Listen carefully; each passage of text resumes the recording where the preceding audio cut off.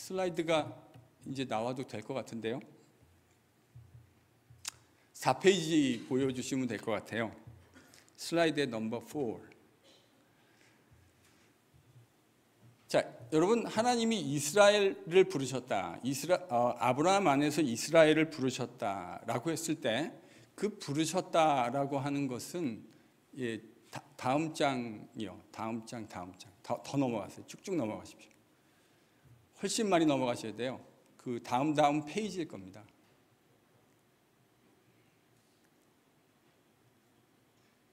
네, 넘어가십시오. 아직 제가 지금 잘 안 보이는데. 예, 맞습니다. 네. 하나님이 이스라엘을 부르셨다 이렇게 말했잖아요. 그러니까 부르셨다 하는 것에는 목적이 있을 겁니다. 그렇지 않겠습니까? 그거를 신학적으로는 조금 어렵게 이야기해서 소명이라고 합니다. 한번 따라해 보실까요? 소명. 하나님이 이스라엘을 부르신 이유를 우리는 신약 학자들은 소명이라고 부릅니다. 그럼 하나님이 이스라엘을 왜 부르셨는가에 대해서 아주 흥미로운 구약성경 이사야 42장의 본문이 있습니다. 그러니까 성경이 어떻게 하나님은 왜 이스라엘을 부르셨다고 말하는가. 이사야 42장 5절에서 7절인데 같이 한번 읽어보실까요? 네, 슬라이드 보이시죠? 보이세요? 같이 읽습니다. 시작.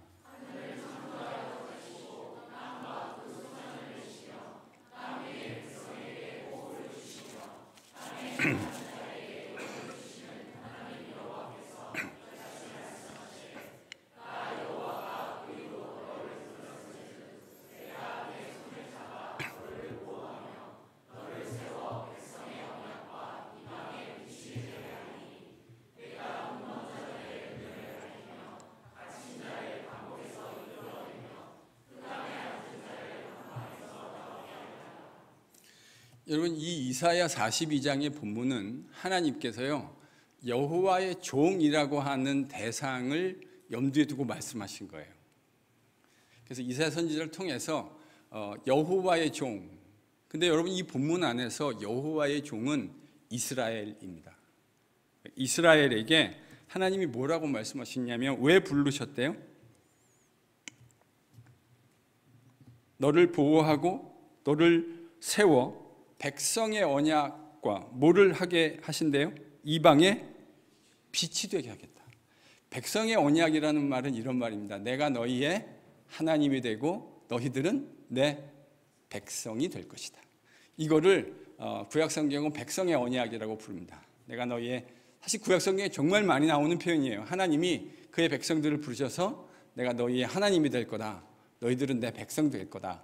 이걸 이제 백성의 언약이라고 하고요. 백성의 언약 뒤에 지금 뭐라 그랬냐면 제가 이걸 이탈릭으로 해놨는데요. 보이시죠? 이탈릭이.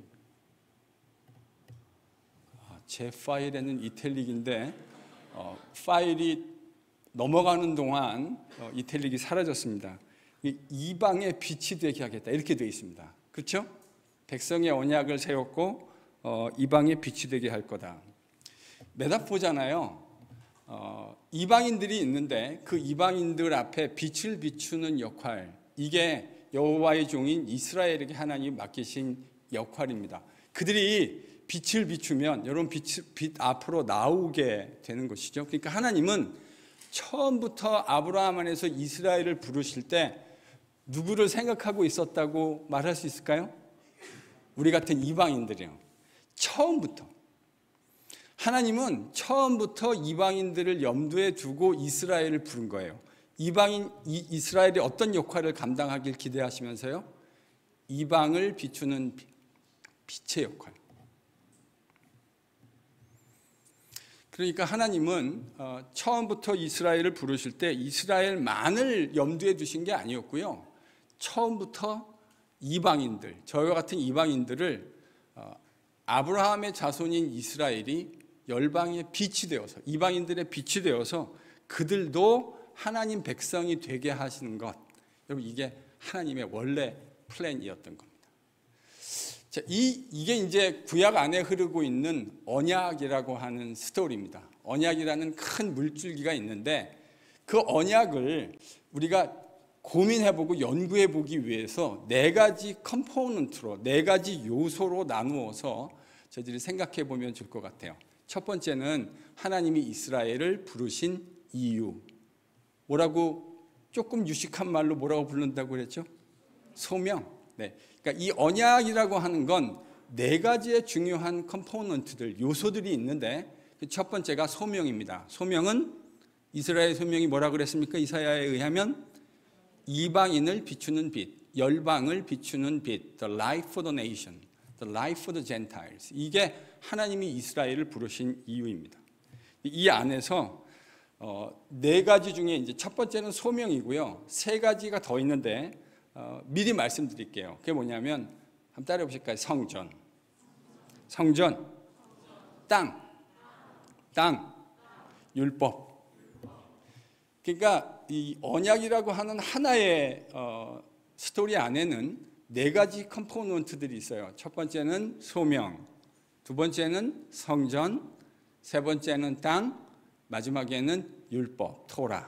이렇게 네 가지. 그러니까 이제 이 네 가지를 여러분하고 차곡차곡 하나씩 생각해 보려고 합니다. 근데요, 여기서 보면 출애굽기 4장, 그러니까 모세가 이스라엘을 출애굽시키려고 하는 사명을 받고 바로에게 갈 때 출애굽기 4장이 그 장면에서 이렇게 기록해 놓았어요. 여러분 출애굽기 4장 22절 23절 같이 읽겠습니다. 같이 읽을까요? 시작.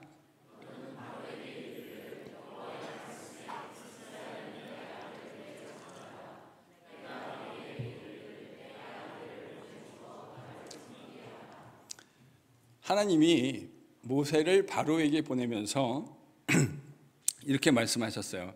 여호와의 말씀에 이스라엘은 내 아들, 내 장자. 여러분 장자라고 하는 거는 항상 뭐를 전제하고 얘기하는 거죠? 다음번 아들이 있다는 거예요. 그럼 여러분 이스라엘이 장자라면 다음번 아들은 누구를 말하는 걸까요? 이방인들입니다. 그러니까 성경은요 처음부터 이스라엘을 이야기할 때 이방인 없는 이스라엘을 얘기하는 게 아니에요. 하나님은 처음부터 이스라엘을 얘기할 때 이방인을 염두에 두고 계세요. 그래서 뭐라 그랬냐면 이스라엘은 내 아들, 내 장자다. 그들을 보내라. 보내는 이유는요? 나를 섬기게 하기 위해서. 이스라엘 백성이 나를 섬기게 하기 위해서 너의 종되었던 이스라엘을 보내라. 자, 아까 이스라엘을 부르시는 하나님의 목적, 이사야 버전으로 하면 뭐라 그랬죠? 따라하십시오. 열방을 비추는 빛. 이스라엘이 열방을 비추는 빛으로 하나님 부르셨어요. 질문 하나 해볼게요.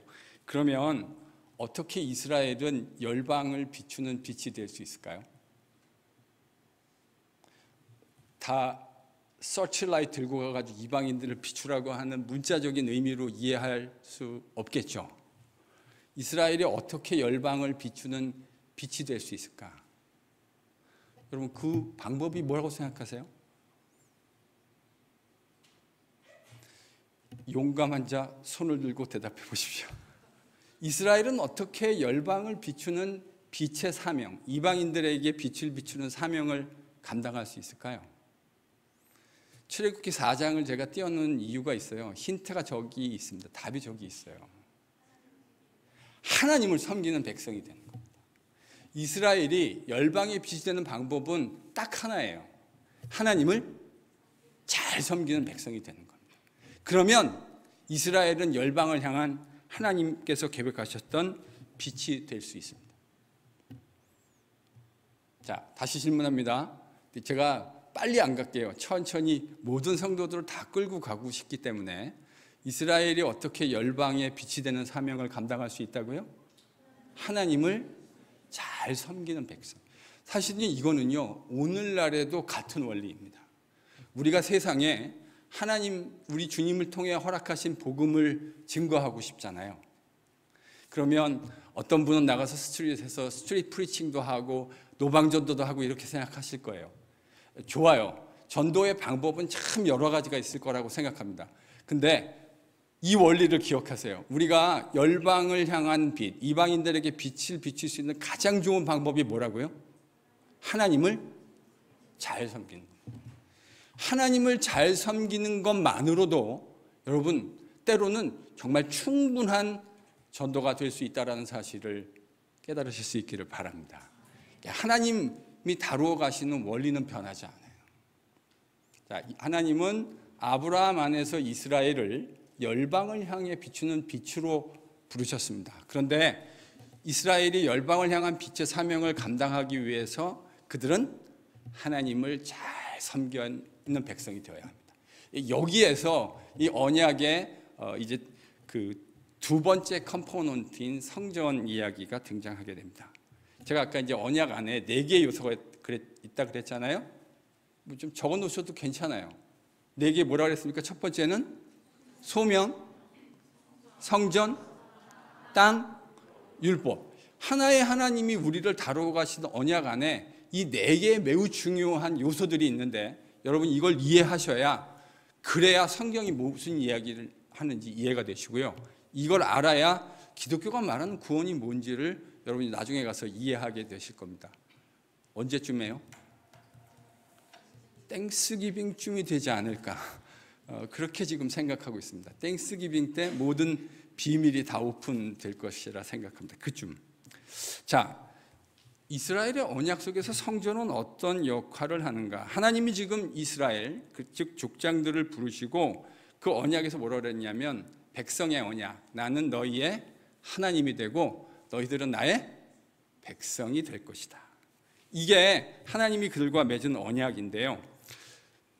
하나님은 이스라엘과 그러니까요 매우 친밀한 교제를, 펠로우십을 하려고 계획하고 계신 거예요. 사실은 여러분 하나님이 우리를 창조하신 목적도 교제라고 이해하셔야 돼요. 하나님은 우리와 교제하시기 위해서 우리를 만드셨어요. 여러분 기독교 구원의 목적은 그러면 뭐라고 유추할 수 있을까요? 그것도 교제입니다. 왜냐하면 그 교제가 망가져 버렸기 때문에 하나님이 우리를 구원하셔서 다시 그분과 교제하는 백성 만드시는 거예요. 그러니까요 하나님을 잘 섬긴다. 그래야 이스라엘이 소명을 완수할 수 있는 거라고 말씀드렸잖아요. 근데 이스라엘이 하나님을 잘 그 소명을 감당하려면 하나님을 잘 섬기는 백성이 되어야 되는데 그래서 잘 섬기는 백성이 된다는 말을 저는 이렇게 얘기해요. 하나님과 교제하는 백성이에요. 저희 교회 지금 38분이 저랑 제자훈련을 하고 있습니다. 우리 청년부는 또 박태진 목사님하고 제자훈련을 2개 반이 진행되고 있습니다. 여러분 제자훈련에서 저희가 뭘 할 거라고 혹시들 추측하고 계세요? 여러분 우리가 하는 제자훈련의 목적이 뭘까요? 어떤 분은 이렇게 생각하실 거예요. 성경 공부하는 거 아닙니까 목사님? 김은지 집사님, 제자훈련 받는 1기 대표생으로 대답해보세요. 제자훈련은 뭐 하는 시간입니까?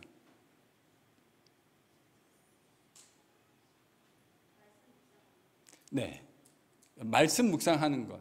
그러니까 오늘 성경 공부식으로 얘기한다면 제자훈련은요 주님과 교제하는 시간입니다. 우리가 교제하는 것을 훈련이 되어 있지 않기 때문에 교제하는 훈련을 시키고요. 훈련하는 과정들 속에서 우리가 주님을 어떻게 경험하고 만나고 있는지를 이야기하는 시간이에요. 함께 형제와 자매들이 모여서. 하나님의 구원의 목적은 우리와 교제하는 겁니다. 그런데요, 여기에 난관이 하나 있어요. 우리는 하나님과 우리가 교제한다고 하는 걸 너무 당연하게 생각합니다. 그런데 우리가 하나님과 교제하기 위해서는 언약 안에서 반드시 필요한 것이 있는데 그게 바로 성전이에요. 왜 성전이 필요할까요? 어떻게 생각하세요? 왜 성전이 필요하다고 생각하세요? 이 언약이라는 시스템 안에. 여러분 지금 이 시간은 몽환적인 은혜를 받으려는 시간이 아닙니다. 지금 이 시간에는 지성을 확인하셔서 지성을 깨우셔서 말씀에 있는 지적인 요소들을 고민해 보셔야 되는 시간이에요. 하나님과 교제하는 게 구원의 목적이라고 말했는데 여기에는 반드시 성전이라는 시스템이 필요하게 돼요. 그래서 언약 안에 성전이 나타나는 거예요. 성전이라는 얘기가 나오는 거예요. 왜 성전이 필요할까요? 하나님과 교제하기 위해서. 여러분 구약에 보면 모세가 출애굽 이야기를 진행해 가는 과정 속에서 하나님을 보고 싶다, 하나님을 보여달라고 하나님께 떼쓰는 장면이 나옵니다. 그때 하나님이 어떻게 하셨죠? 모세를 이 바위 틈에다가 갖다 집어넣습니다. 그리고 성경이 참 희한한 표현을 해요. 하나님이 뒷모습을 보여주십니다. 앞모습이 아니고요, 뒷모습을 보여주세요. 왜 하나님이 뒷모습을 보여주셨을까요? 제가 예전에 제자훈련을 청년들하고 한 적이 있는데 패션 디자인을 공부하는 청년이 하나 있었어요. 그때. 근데 뭐라 그러냐면 이 질문을 던졌더니요, 정말 제자훈련 시간에 하나님이 뒤태가 멋있어서 그러시대요. 뒤태가 멋있어가지고 뒷모습을 보여주시는 겁니까? 왜 하나님이 뒷모습을 보여주시는 거죠? 대답해 보세요. 왜 그렇습니까? 죄인인 인간이 하나님의 영광을 직접 경험하면 감당이 안 돼요. 그 이야기를 성경은 그렇게 한 거예요. 뒷모습을 보여주셨다. 여러분, 왜 언약 속에 성전이 필요하냐면 하나님과, 구원의 목적이 하나님과 교제라 그랬잖아요. 그런데 저와 여러분은 하나님과 교제할 수 없는 사람들이에요. 맞죠? 무엇 때문에요? 죄악 때문에요. 우리가 죄악을 가지고 하나님을 만나면 어떤 일이 벌어질까요? 그 이야기를 성전 제2시스템 제사장 이야기는 이렇게 해요. 여러분, 지성소 안에는, 성전 안에 가장 깊은 곳에는 지성소가 있습니다. 그 지성소 안에는 대제사장이 1년에 딱 한 번 하나님이 정한 규례대로 들어가서 제사장의 직무를 감당해야 했어요. 아주 엄격한 기준이 있고요. 그 기준을 따르지 않으면 안 돼요. 그래서 그걸 다 따라서 자기를 위한 제의를 드리고 정결하게 하고 지성소 안으로 들어가는 제사장의 허리춤에다가 뭘 달았죠? 줄 끝에다가 방울을 달았어요. 뭘 확인하고 싶은 거죠? 이 사람이 들어가서 직무를 감당하다 혹 하나님께서 정한 규례대로 하지 않고 부정하게 되어서 하나님 지성소 안에 들어가게 됐을 때 죽임 당할 수 있어요. 그러니까 계속 이 사람이 움직이면서 직무를 감당할 때는 무슨 소리가 들리는 거죠? 딸랑 딸랑 딸랑 딸랑 계속 들리는 거죠. 그런데 어느 순간에 소리가 들리지 않습니다. 어떻게 된 거죠? 거룩하지 못한 상태에서 하나님을 만났기 때문에 죽은 겁니다. 그럴 때 빨리 들어가서 이 사람을 끄집어내겠다고 누구가 그 안에 들어가면 어떤 일이 벌어지죠? 그 사람도 죽습니다. 그래서 허리춤에다가 뭘 달았냐면 줄을 달았어요. 소리가 들리지 않으면 들어가지 않고 바깥에서 줄을 당겨서 그 사람을 끄집어냈던 것이죠. 여러분, 이게 성전이 언약 안에 필요한 이유예요. 죄인인 사람들은 죄악을 가진 상태에서 하나님을 만날 수 없습니다. 하나님을 만나면 죽습니다. 그래서 하나님이 이스라엘과의 이 친밀한 관계를, 이게 구원의 목적인데 그걸 위해서 만들어 놓으신 시스템이 바로 성전입니다. 따라하십시오. 성전. 성전 안에서 우리의 죄악들을 생각나게 하시는 그 시스템을 만들어서 죄인인 우리가 하나님과 더불어 교제할 수 있게 만들어 놓은 시스템. 그게 뭐라고요? 성전입니다.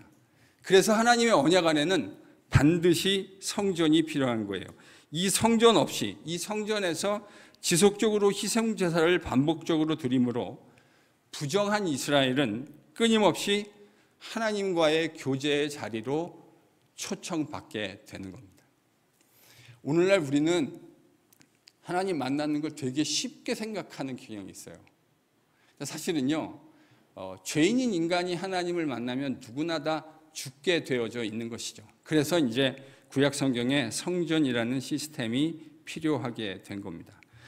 그래서 성경에 보면 성전이 얼마나 중요한가 하는 이야기, 에스라랑 느헤미야 이야기를 여러분이 읽다 보면 이스라엘 역사에서 남유다가 586년에 멸망하고 난 다음에 이스라엘 백성들이 바벨론으로 포로를 끌려가게 됩니다.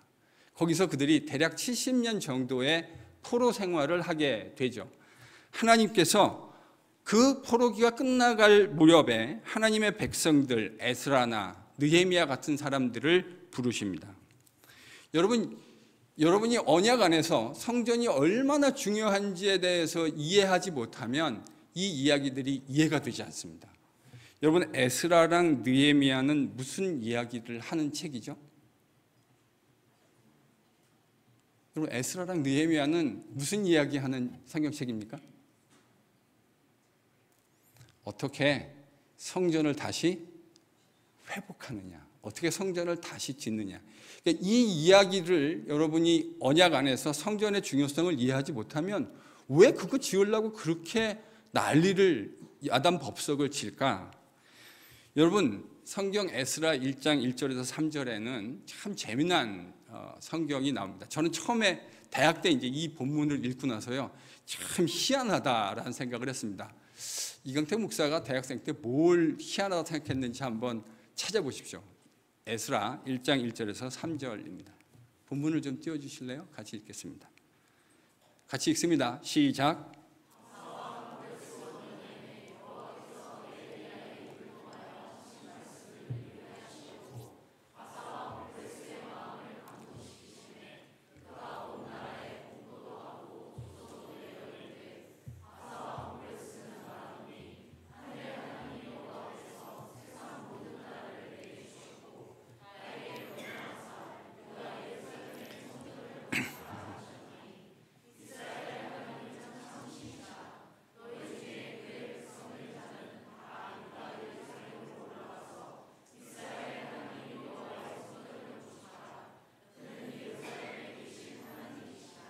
여러분, 이 본문을 에스라를 시작하는 본문을 지금 읽으셨던 거거든요. 세 절을 딱 읽으셨는데 이 세 절에서 어떤 게 이상하다는 생각이 드시지 않으세요?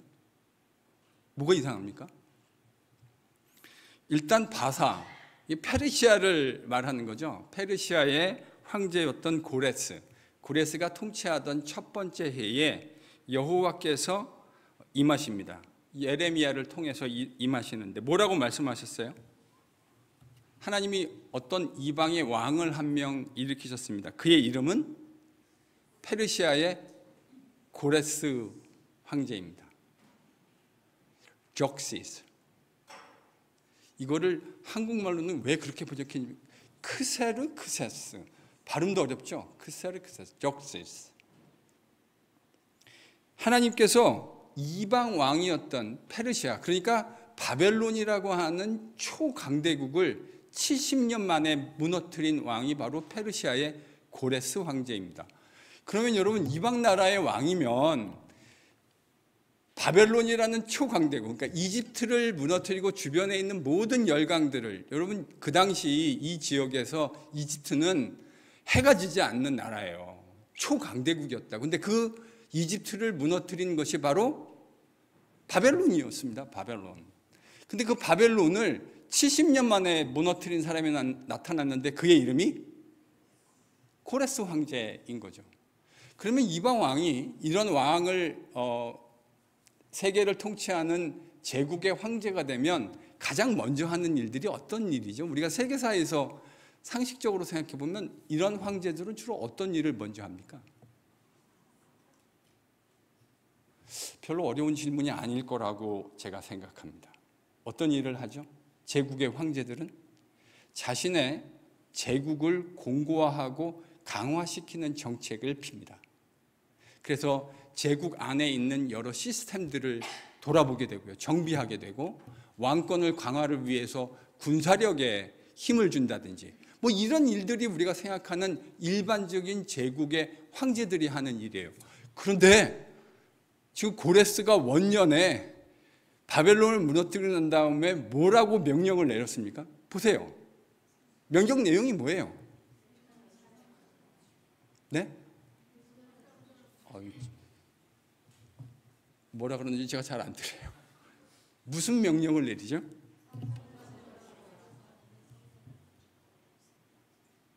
이게 이상하지 않으세요? 이게 아주 상식적이군요. 저는 대학 때 성경 읽다가요, 이 부분이 너무 이상했어요.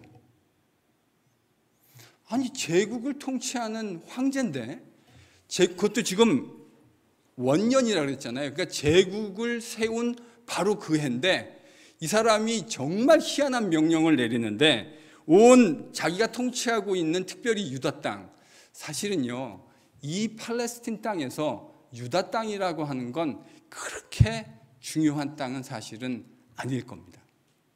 제가 만약에 황제였다면 저한테는 지정학적으로 훨씬 중요한 땅은 어디였을까요?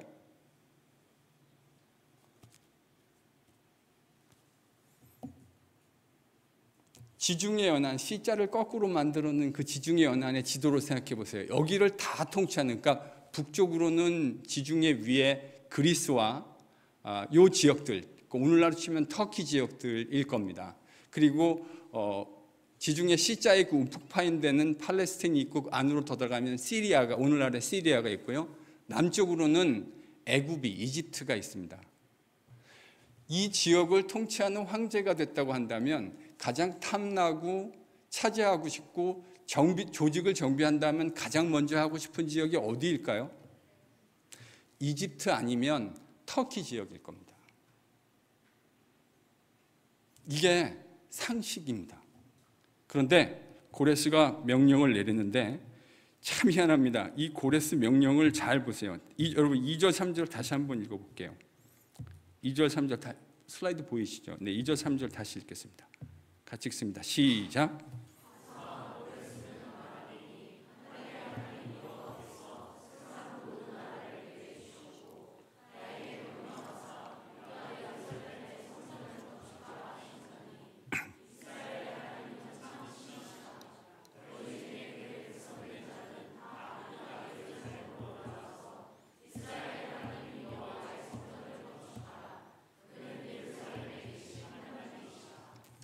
이게 신실한 이스라엘의 왕의 명령이라면 이상할 게 하나도 없습니다.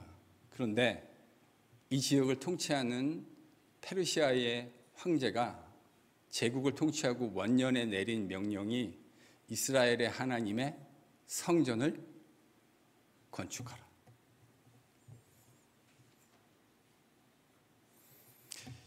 저는 이게 정말 잘 이해가 안 됐어요.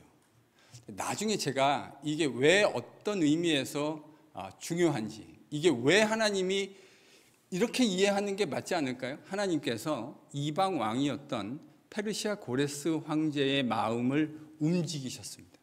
그래서 그의 마음속에 어떤 마음을 심어주셨냐면 이스라엘 백성들에게 조서를 가지고 명령을 내려서 모든 내가 통치하는 땅에 있는 유다 백성들은 어디로 올라가라고요? 예루살렘으로 올라가라. 예루살렘에 올라가서 여호와 하나님의 성전을 건축하라. 여러분, 왜 성전 건축이 중요할까요? 이제 대답해 보시죠. 하나님 우리랑 교제하기 위해서 우리를 구원하셨고 아브라함 안에서 이스라엘을 부르신 목적도 그들이 하나님을 잘 섬기는 백성이 됨으로써 이방인들에게 빛을 비추는 역할을 감당하길 기대하신 거예요. 그래서 그들도 유대인뿐만 아니라 이방인들도 하나님을 섬기는 백성이 되는, 이게 하나님이 꿈꾸고 계시는 그의 블루프린트예요. 그러려면 이 시스템 안에 반드시 뭐가 있어야 된다고요? 성전이 있어야 됩니다. 성전이 없으면 하나님과의 교제 자체가 원천적으로 가능해지지 않아요. 왜냐하면 그를 만나는 모든 사람마다 다 죽을 것이기 때문입니다. 그래서 하나님은 이 언약이라는 시스템을 만들어 놓고 그 안에 반드시 필요한 필수 불가결한 요소로 성전을 만들어 놓으신 거예요. 이해되셨죠? 되셨죠? 그러면 우리가 지금 언약 안에서 4개 중에 4개를 다시 한번 말해보죠. 처음엔 소명이고요, 성전이고, 그 다음엔요 땅이고요, 율법. 그럼 지금 오늘 우리가 어디까지 간 거죠? 성전까지. 네, 오늘은 성전까지 갈 겁니다. 다음 주에 돌아와서 이 언약 안에서 땅이 어떤 의미를 가지고 있고 율법이 어떤 의미를 가지고 있는지, 그래서 이제 전체로 이것이 어떻게 언약 안에서 기능하고 이 이야기가 작동하고 있는지를 여러분과 함께 또 계속해서 공부해 가도록 하겠습니다. 찬양팀 나오시죠.